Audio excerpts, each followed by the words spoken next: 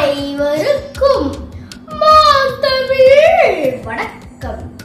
ஓசையே இராய், ஒளியே உலகாய் விளங்கும் தமிழ் பாரம்பரிய இசை கருவிகள் நம் தொன்மை கலாச்சாரத்தில் இதை இன்று 2 வள்ளுவரில் இருந்து நான் மாணவி பிரியங்கா சண்முகம் எக்காலத்தை பற்றி பேச வந்துள்ளேன். எக்காலம் என்பது பித்தளை அல்லது தாமிரத்தால் செய்யப்பட்ட நீண்ட வளைந்த தமிழ் காற்று கருவியாகும்.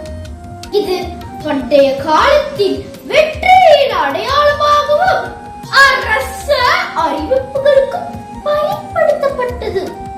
இதில் துளைகள் எதுவும் இருக்காது. வாயால் ஊதும் காற்றழுத்தம் மட்டுமே சுருதியை கட்டுப்படுத்தும்.